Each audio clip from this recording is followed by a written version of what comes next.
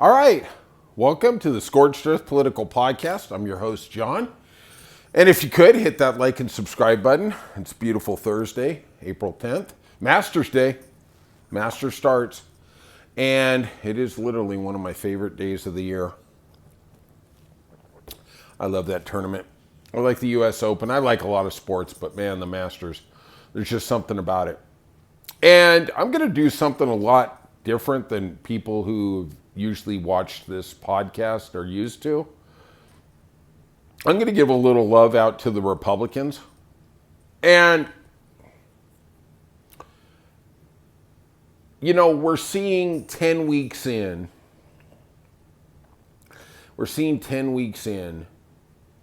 And we're seeing from the progressive side. Let's just call it from the progressive side, okay?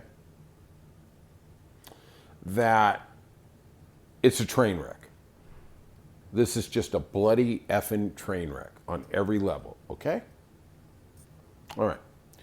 That's our view. But let's look at it from the Republican side of it, okay? They voted for Trump, whatever the reason was, okay? They didn't want inflation, they didn't want whatever it was, okay? They voted for him. Look, at the end of the day, we're not going to pull this bullshit like the Republicans did in 2020 and said it was a rigged election. We lost, okay? We had Biden, didn't work out. We got Kamala. She tried her best. Kudos to her. Twice on Sunday. Sometimes you just can't win, right? Trump won. He won the election, fair and square, right? You don't hear a lot of the 2020 MAGA saying that, right? But let's move off it. I don't want to muddy the water too much. And if you look at it, and I am surrounded by Republicans who are bloody hell, goddamn good people. They are literally loyal, good people, salt of the earth. Brother Bill, Brother Eric, Doug, Scott. These are good people, okay? We disagree politically, okay? Whatever the issues are, they are, okay? But for my progressive friends, and look, this doesn't mean I'm going to let up. This doesn't mean I'm going to try and advance our cause, because I sure as the FM every effing day to everybody I talk to, okay? But how are they in a different situation than we were with Biden, right? We saw things were denigrating, disintegrating right in front of our eyes, especially after the debate. And I had that conversation like, hey, man, we're going to still win this election. And I did believe it. I thought women's reproductive rights were going to be a big issue. I thought they were going to be a bigger issue than they turned out being, okay? See, like Bill Clinton says, it's the economy, stupid. And he was right? And Trump really leveraged that really well. If you look at the Republicans right now, in their mind, let's hope, maybe, whether they're elected or not, they're like, okay, things have gotten off to maybe a little rocky start, but I'm not going to change parties after 10 weeks. Look, we didn't change parties when Biden was going downhill like a kamikaze fighter. We were like, oh, and that's the thing. We're loyal to our cause. You have to give them at least the respect that they are still loyal to their guy. Now, I think they're wrong. I do. But if you're a politician and you're a Republican, what's your choice? You got to ride this out. It's ride or die. You've got to go with Trump, because if he does pull it off, you're great. Everything is just dandy, right? You're playing with house money. If things go sideways, you're going to see the same thing that Democrats were faced with in the 2024 election. That's why a lot of our candidates for elected office didn't really peel off from Biden enough. Kamala Harris being a great example. She had to go down with the plane. She's doing daily briefings with Joe Biden. She can't really criticize the guy. She's got to try to explain it, but What are you going to do? You know? Sometimes it's like the end. You know, it's like that Titanic scene where that old couple is in the stateroom and the water's coming in. They're like, yeah, we're just going to go together. Right? And that's what we did. And that's what the Republicans are doing. You are seeing Republicans, and I am amazed that it's happening this quick. You're seeing 5 Republicans in the Senate peel off. Rand Paul, Murkowski, Collins, McConnell, the other one escapes me at the moment, that they want the power back for tariffs. Well, okay, you're not going to get that because it's got to pass the House, it's got to pass the Senate, and then Trump has to sign it. And then when he doesn't sign it, you have to have a 2/3 majority. So, I mean, obviously, that's just not going to happen, right? But it will be interesting to see if this economic chaos continues. Where are we going to be in August and September when they want to craft the new budget? Are they going to, right now they can lose 3 members in the House. Okay? Are they going to, especially with this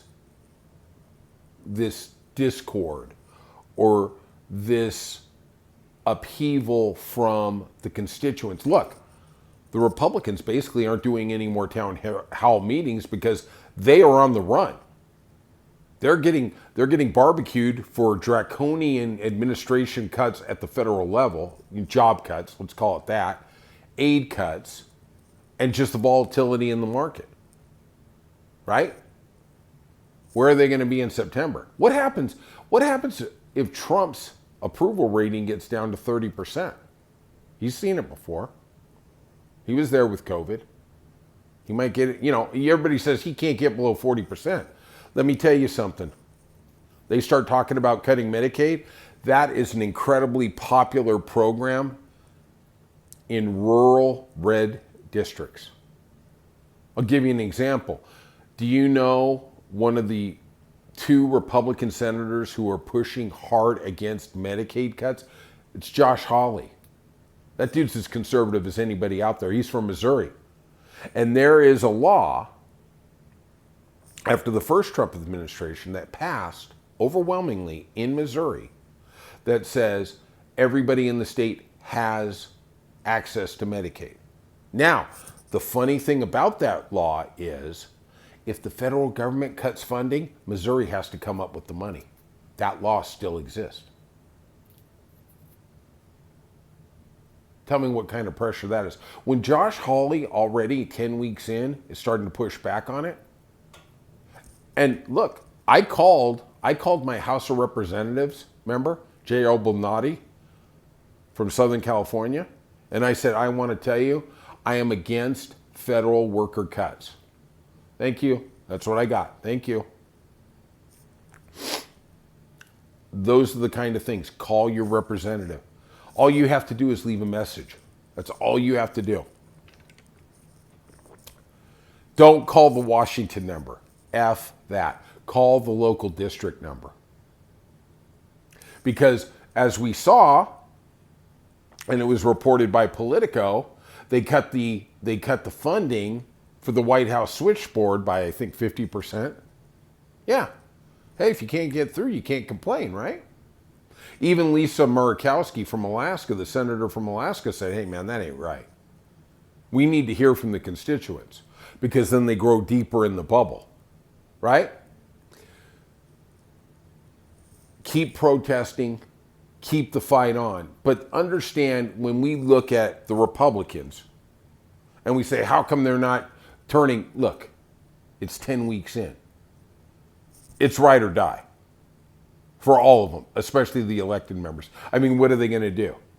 Run as a Democrat? Like we're going to trust them. I remember back in the day, I read a story about communism when it came to America. Joseph McCarthy was a senator from Wisconsin, and he made a big thing about how the communists were infiltrating Hollywood and Washington and whatever. And I remember they interviewed the head of the American Communist Party, And they asked him, well, if you guys, took over, what are you going to do? He goes, hey, we're going to become communists. We're going to, we're going to do that. And then I remember in the same article, they interviewed an actual communist in Russia, right? And they said, well, if you guys somehow got voted into America as communist, would you let all them run it? He goes, no, we wouldn't. Why would we trust somebody who betrays their own country? Exactly. So what I'm saying is we did this with Biden in 2024. We wrote, and I'm proud of it. I'd rather, well, I don't know. I guess I'm going to just say this. I guess I'm glad we lost because I thought we were right. I know we were right. And a lot of the things Kamala talked about are coming right. She predicted a recession this year. She said Goldman Sachs predicted a recession with the Trump economic plan. Literally, we had no clue what it was. And we're in a recession. We just haven't seen the data yet. It's here. It's absolutely here. But, whatever. Okay, we're right. Now, how do we get out of it? Whatever.